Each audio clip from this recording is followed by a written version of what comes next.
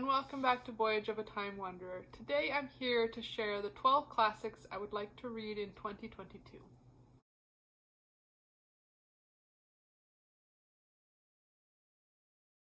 So I made this same video last year, 12 classics that I'd like to read in 2021, and while I didn't manage to cross off every book on that list, it was still nice to have in the back of my mind kind of a guiding list of which classics I knew I wanted to prioritize when I was choosing what classic to pick up next. So since I didn't enjoy having that list last year, I thought I would do this video again this year and choose another 12 classics that I'd like to try to prioritize getting to in 2022. I do always participate in Jane Austen July and Booktober, which are both month-long readathons focused on classic literature, Regency era and Victorian era. As well, I'm part of Kate Howe's Patreon book club, so I read a Victorian classic every other month with that book club. So I do have kind of those three things that influence the classics that I pick up, so I tried to keep this list to being mostly non-Regency and non-Victorian classics, although you'll see there's a couple that snuck on anyway. This is in no particular order, but I'll start with the two that I have physical copies of. So the first one is Shakespeare's Sonnets, and this bind-up includes the Sonnets and a longer poem called A Lover's Complaint. It's obviously by William Shakespeare. This is a copy that I picked up in Paris at Shakespeare and Company. I love these cloth-bound classics. This is the edition that I have all of my Jane Austen books in as well. Shakespeare is one of those authors that over the course of my life I would eventually love to read their entire bibliography. Austen, Dickens, the Brontes, Shakespeare, those are some of the authors that I kind of have that mental list where I'm slowly ticking off as I read to eventually have completed their full catalog of novels, novellas, poems, etc. So I'm really excited to be reading more of Shakespeare's sonnets this year. I know I studied a few of his poems in English classes in high school, but I've never sat down and read a poetry collection of his like cover to cover. All of the sonnets in here are quite short. They're just kind of these little like one paragraph. There's 154 of these, so I think I will probably either read one a day for about half of the year, or else compress this into April, which is when I always celebrate Shakespeare for his birth and death month, and maybe read a couple of these each day in April. Then the other book that I own physically that I'd like to get to is Out of Africa by Isak Dinesen. This is a book that most people probably know of because of the movie adaptation that was really popular in the 1980s, I guess. I know that when I was little, the soundtrack to that movie was like the only thing that would put me to sleep. So I have really fond memories attached to the soundtrack, even though I've only actually watched the movie once. This is an autobiographical classic about the author's time living on a coffee plantation in Kenya. And then as a companion, I also have Longing for Darkness, Kamante's Tales from Out of Africa. These are the stories told by one of the people who lived on this farm, Kamante, and it's being collected. His stories have been collected. It's all handwritten with different photos attached. So I think it'll be a really interesting companion to have more of the Kenyan perspective alongside my reading of Out of Africa. Then it wouldn't be a classics TBR for me without including one of Lucy Maud Montgomery's books, and this year I'm hoping to read the entire Emily trilogy. So that includes Emily of New Moon, Emily Climbs, and Emily's Quest, which I am counting as 3 separate books out of my 12. Even though I loved and adored the Anne series growing up, I never actually read the Emily trilogy, and as Montgomery is another one of those authors who I would eventually love to have read everything by, it's high time that I read the Emily trilogy. I've heard that the Emily books have a bit of a darker tone than the Anne books. There are some similarities in that Emily is also, I believe, an orphaned girl who has to go live with family members. I've heard that it's a bit more autobiographical, that Emily is a little bit more like Lucy than Anne is. I know there's also a TV adaptation of these books that I have heard really good things about and is apparently available mostly for free, I believe, on YouTube. So it's definitely a trilogy that I am far overdue to have read, and I'm really looking forward to reading in 2022. Then during Jane Austen July, I'm hoping to read The Watsons by Jane Austen. This is the last fragment of writing by Jane Austen that I haven't read, besides some of her juvenilia and her letters. But once I read this, I will have read all of her main novels, her novella Lady Susan, Sandington, her unfinished work, and then The Watsons, which is also an unfinished work. Unlike Sandington, which was uncompleted because she passed away before she could finish it, The Watsons was a fragment of a story that she started and then scrapped for whatever reason.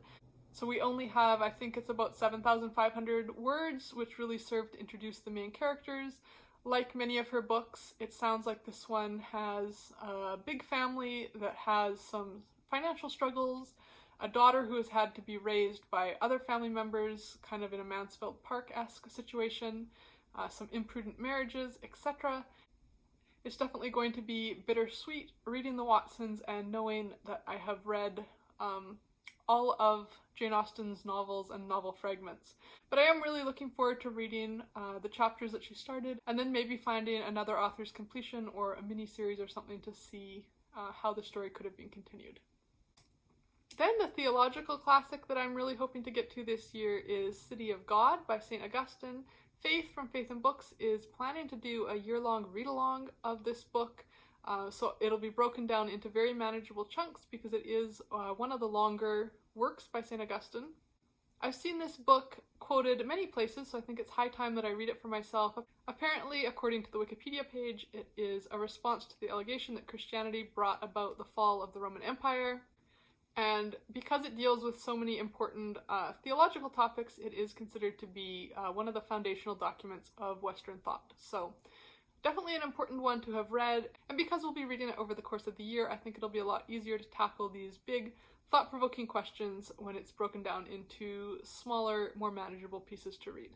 Then I have two Victorian classics that I couldn't help but add to this list. The first is Dr. Thorne by Anthony Trollope. This is the third book in his Chronicle of Barchester series. I finally got around to reading Barchester Towers after a long hiatus between reading the first and second book in the series. I read it this past October with Lisa, who is another lady in Kate Howe's Patreon book club, and we both really enjoyed it, and now I am reinvigorated to continue on with the series. I've heard so many good things about these next few books in the series, Dr. Thorne, The Small House at Ellington, and Framley Parsonage. I've heard that those are some of Trollope's best works, so I'm really looking forward to continuing on with the series. The first two books were really direct sequels, but my understanding is that this book is now following an entirely new cast of characters within the same small town, so some of our favorite characters from the previous two books will make little cameo appearances, but really we are following a new main character and main storyline. After reading and enjoying Barchester Towers, I really feel like Trollope has potential to become a new favorite Victorian author, so I'm looking forward to finally reading more of his work in 2022. And then of course I have to have a Dickens on this list because Dickens is kind of that quintessential classics author, and so in 2022 I am hoping to get to David Copperfield by Charles Dickens. I know that for many people this is their favorite Dickens, and I have staunchly avoided spoilers up to this point, so I actually know very little about it. I read the first chapter as part of a Try a Chapter challenge just prior to Victober last year, and could feel myself getting swept into the story very quickly within the first couple of paragraphs. So I think I'm going to really enjoy it. I've heard that there is a fantastic audiobook narrated by Richard Armitage, so I'll probably be listening to it in that format. All I really know about this story is that it is a coming-of-age story where we follow David Copperfield, and he writes it kind of from the first-person perspective, as if David Copperfield is telling us his life story. Other than that, I actually know basically nothing about this book, and I'm planning to keep it that way so that I can be fully surprised by all the twists and turns that I know Dickens will weave into his plots, as he always does. And then I've also heard really good things about the recent adaptation with Dev Patel, and so I'll be planning to watch that as a reward when I finish reading the book. And then in 2022, I'm also hoping to dip my toes in the vast ocean of Russian classics. I have never read any Russian classics, and I find them to be quite intimidating, but a couple YouTubers that I really enjoy have been talking about them so much, including Christy Lewis from Dostoyevsky in Space and Caroline Marie Reeds, and so I'm feeling more confident to finally start tackling some of the big Russian classics that I have heard so much about. But I'm planning to start with baby steps, and so the first Russian classic that I have on my list for 2022 is White Nights by Fyodor Dostoyevsky.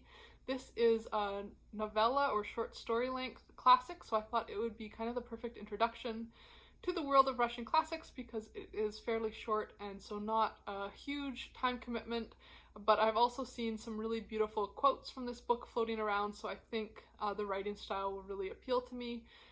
I don't know much about this except that it apparently deals with two main characters and unrequited love, and that the white nights in the title refer to the long nights of summer in Russia, where, being close to the Arctic Circle, they have very long daylight hours. And then the other Russian classic that has been on my broader TBR for literally forever, that I'm hoping to finally get to in 2022, is Anna Karenina by Lev Tolstoy. This, I feel like, is up there with War and Peace and Crime and Punishment as kind of the quintessential Russian classic. I've seen the trailer for the recent Keira Knightley adaptation, and it made it look like such a beautiful and immersive story that I absolutely am intrigued by and can't wait to read. I've seen a few hints of spoilers, so I have a feeling that it's kind of a sad story, but I quickly closed those windows before I had the full plot spoiled, so it's again one that I don't know a ton about. I like to go into my classics pretty blind, so I don't know a ton about this plot, except I believe we're following Anna Karenina, who is a wealthy aristocratic woman who ends up having an affair, and we kind of watch her life unfold as a result of that action. I've heard a lot of people say this is their favorite Russian classic, and I'm really excited and apprehensive to finally try reading it for myself. And then the last classic that I'm going to put on this 2022 TBR for myself is the third installment of the Olive Anderson Quartet, which is the updated translation by Tiina Nunnally of Sigrid Undset's Master of Hestviken series. She wrote this series actually before she wrote the Kristin Lavransdatter trilogy that I love so much, and it has a similar setting, medieval Norway. It's actually in the same rough geographic area as the Kristin Lavransdatter series, as well as Gunnar's Daughter, so it's all kind of different time periods represented of the same town or village. Apparently this one is set kind of in between Gunnar's Daughter and Kristin Lavransdatter time-wise, so it's looking more at the tensions between pagan practices, particularly around retribution, and then tensions as Christianity became more and more influential in Norwegian society. Sigrid Undset has such beautiful, evocative writing, and Tiina Nunnally does such a wonderful job of bringing the translation to life and making it feel both classic but also approachable for a 21st century audience that I'm really excited to get to the third volume in this series. So those are the 12 classics on my Classics TBR for 2022. If you've read any of these and enjoyed them, I would love to hear your thoughts. I hope that you have some classics that you're planning to tackle this year as well, and until next time, enjoy wandering through the pages of a good book. Bye.